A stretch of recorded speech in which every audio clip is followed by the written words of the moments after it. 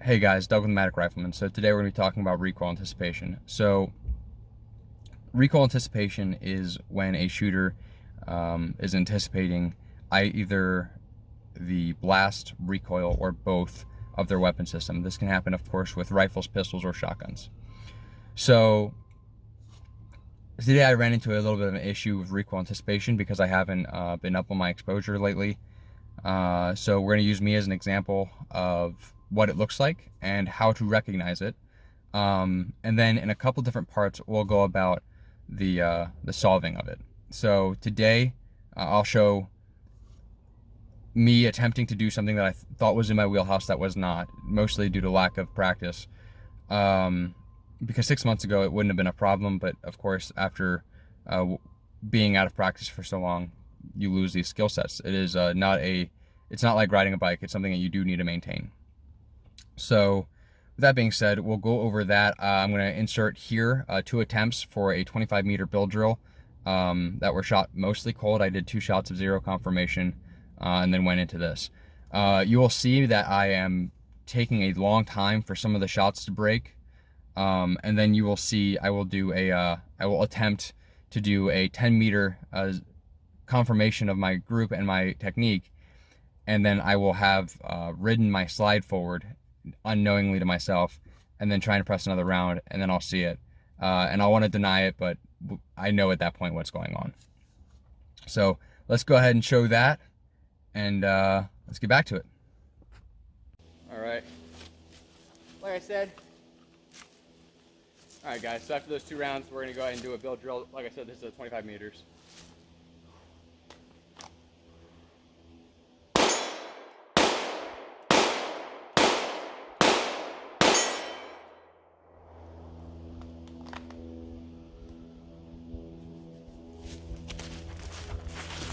That was disappointing.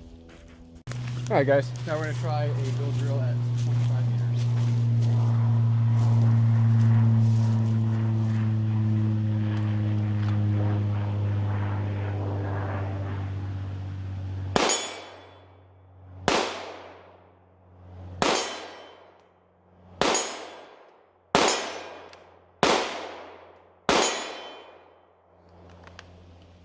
All right, pulled a couple of those. We'll see. All right, so we are looking like, so remember the 10-yard zero check, we were hitting fairly low. So some of this is me, some of this is probably the zero. So we're gonna go ahead and do a quick confirmation on that and see if we need to make some tweaks. I don't wanna waste ammo with everything going on.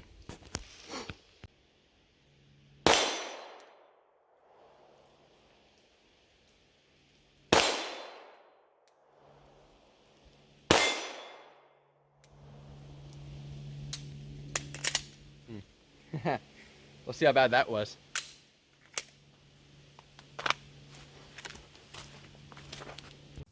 All right, guys.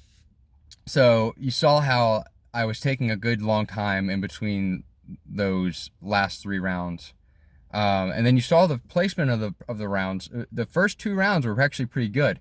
But I was focusing too hard on trying to keep that sight just perfectly steady. I wasn't relaxed and trusting my fundamentals to work. I wasn't setting myself up for success. And then my overanalyzation, at least in my experience, is what leads to overthinking and anticipating the shot. So again, which is why control and exposure leads to things being more natural and things working out better for you. So with that being said, so I recognized what was going on, and then we started working in the 1R1s, the 1 reload run. Ugh, 1 reload 1. I find that's an excellent drill for these kind of things, especially when ammo is short or budgets are tight. This is a great way to really focus on speed and accuracy at the same time without wasting a bunch of ammo. So start using those to kind of correct the issue. And then I start running into other issues as a result. So I'll go ahead and run in some of those. So here's the first attempt. You'll see me run through 2 times. It'll be a little bit long. Again, this is real time and me really going through this stuff. So I'll run through 2 times and you'll see the improvements, and then we'll talk about that. All right, guys, we're gonna go load up another mag and do that again. See if we can figure out where this guy's going. Nice. Okay. So yeah, another magazine and go again. All right, guys, I'm not sure if you can see the amount of mosquitoes going around, but it is absolutely insane. So you want to talk about a little bit of extra stress for the thing. This is super frustrating, not gonna lie.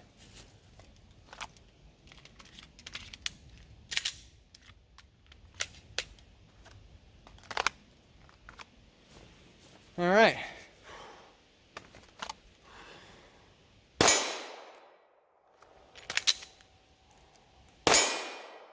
Oh, there's your boat just a touch low. Just maybe a quarter inch, half inch out of the black. Not acceptable. I really need to focus on getting that grip locked at that last piece to make sure I'm not able to press that round down. I think that's what I'm doing. I need to milk that grip in just a little harder.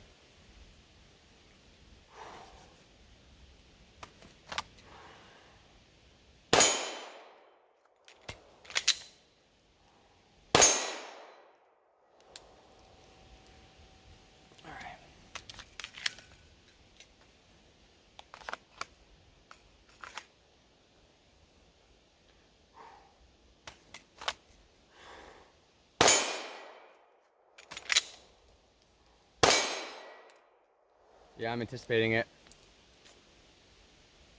All right. Decent group, just low.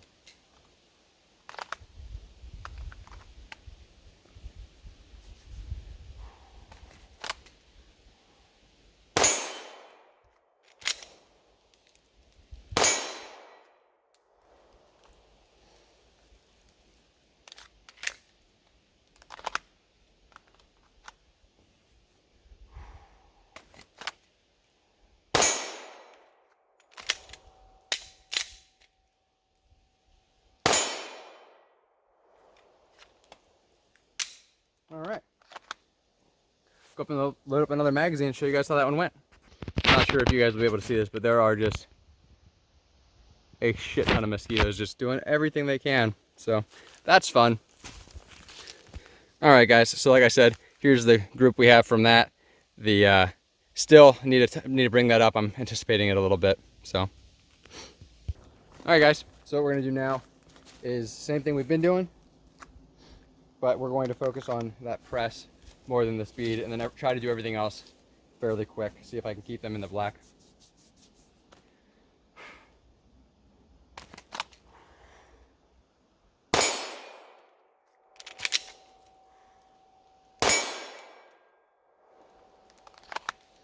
All right, that one pulled a little to the right, but one of them was in the black, so yay for that.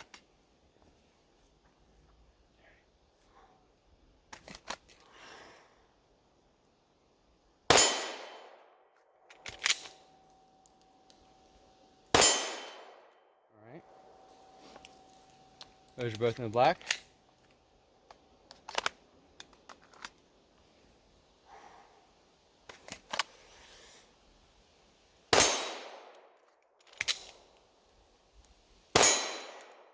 Both in black. All right.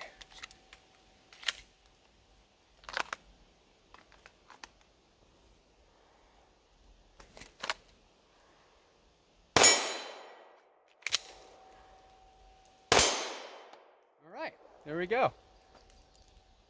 Better, for sure. Let's see how it looks.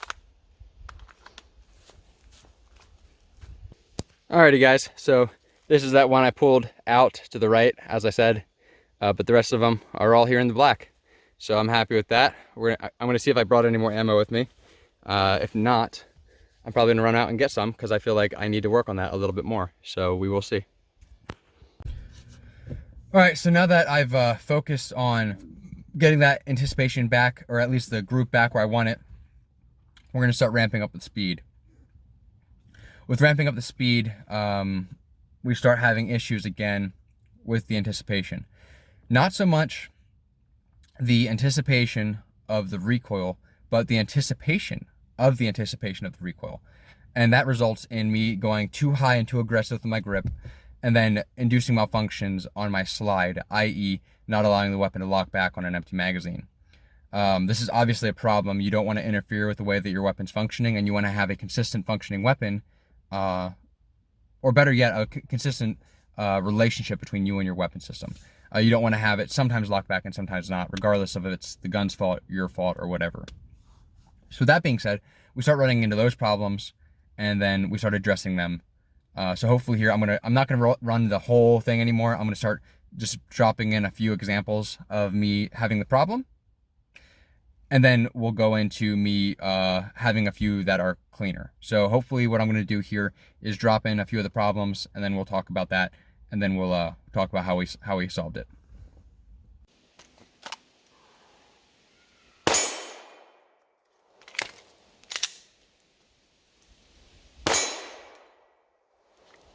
All right, these are coming out of the circle. I need to slow it down a bit. They're hitting low, so I'm anticipating is what that means.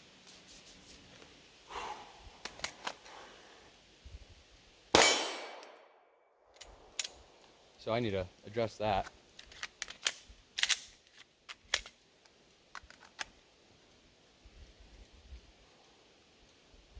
So what's happening is I'm coming up too high on that support hand, and it's actually holding down the slide release, or the slide catch, whatever you want to call it. So what's happening is my grip's coming down, and I'm overpowering that piece right there, where I'm grabbing the slide catch, which is right here, and just pushing it down. I need to come in a little lower so I leave room for it. That's been a problem of mine for a while, so we'll see how it goes.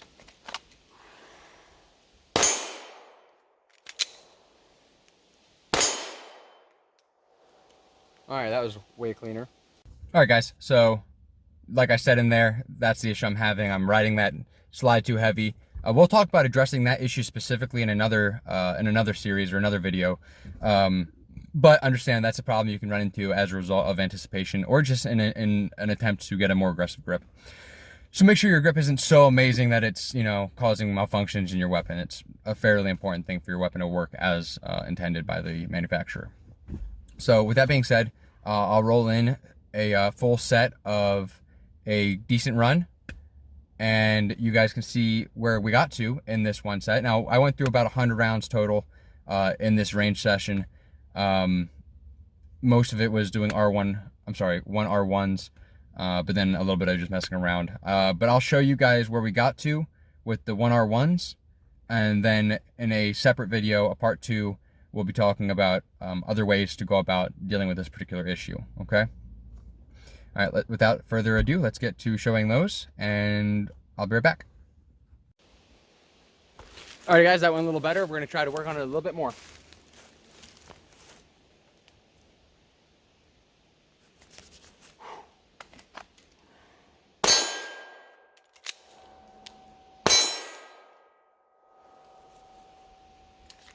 So you guys saw towards the end, I was encroaching my grip higher and higher, and that was starting to induce failures of the slide to lock back. That's what we're working on right now, is making sure we're coming in at an appropriate height on the frame to make sure we're not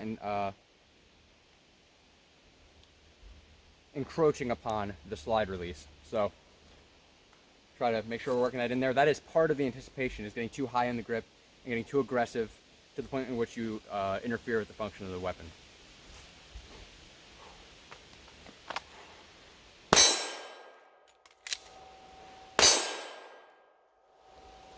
All right, it's looking a lot better. If we can keep that going, I'll be pretty happy. We can move on.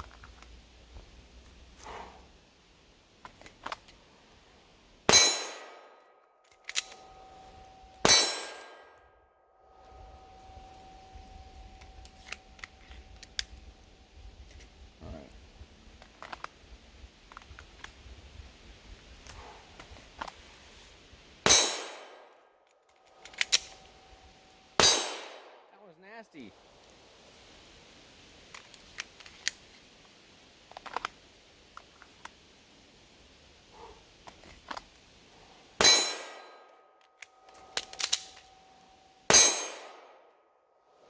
All right, messed that last one up. That's very frustrating, but the rest of them were pretty good.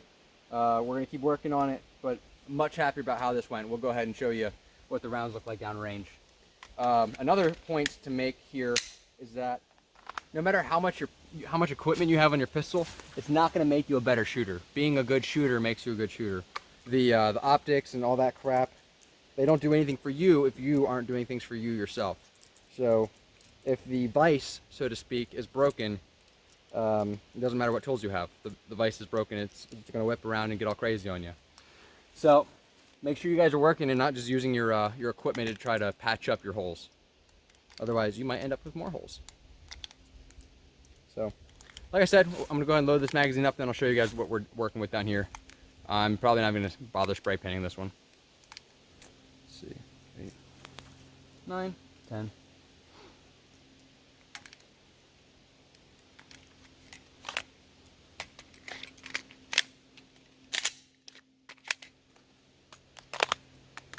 All right. And that's what we're working with now. So much happier with that. This is that when I pull it at the end. So let's do some more. All right, guys, now we're gonna work some transitions into it. I've got a, I wanna say it's an 8-inch square, maybe it's a 10, I can't remember. But it's to the left, and then about 1.5 meters to the right is the C-zone that we've been working on. So I'm gonna do 1, reload, 1.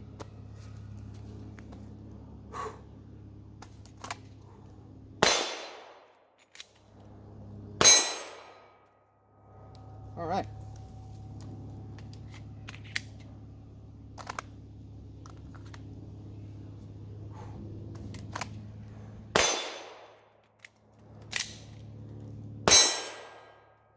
Got high on that one. Need to not do that, but going much smoother.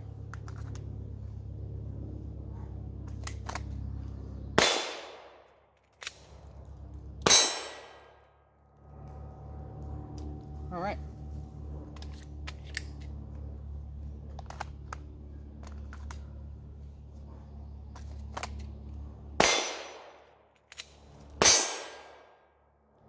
All right.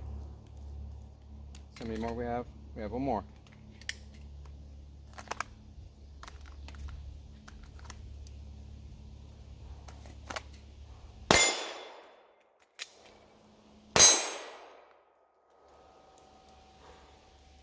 All right, let's check it out.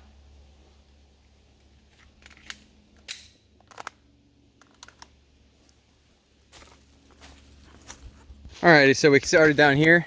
So this is the round we were talking about. So we're starting right here. Believe these guys right here were there. So 1, 2, 3, 4, 5. Yep, sounds about right. And then coming in to right here, and they're all staying right where they're supposed to be. All right, guys, so you saw how we worked through that, and then we increased our exposure with our control, and then kind of tuned our control to kind of fix some problems we're running into. So again, we're going to touch this subject more tomorrow when I have more time and access to better illustrate it. But I wanted to get this content out to you guys. If you guys are going out there to the range after a long break and you have issues, don't let it bother you. Just work through it and increase that exposure, increase that control, and tune your experience, so that way you can get to the results you want to get to. All right, I'm certainly not there where I want to be yet, but I'm working towards it. Tomorrow, hopefully, we can work on some fine-tuning of accuracy, or precision, rather. And then we can take that. I'm going to work some snap cap drills, talk to you guys about that. That's an excellent resource, especially for new shooters or people that are trying to work on increasing their precision with their weapon system. So we'll do that, and yeah, I hope you guys are getting something out of this. Again, guys, don't be too proud to make mistakes and own them and then work past them. All right, it's just part of the whole game. So get out there, get good, and yeah, just keep at it, guys, even if it gets a little frustrating sometimes. Again, this has been Doug with Nomadic Rifleman, because everywhere it deserves good and capable riflemen. Y'all have an awesome day.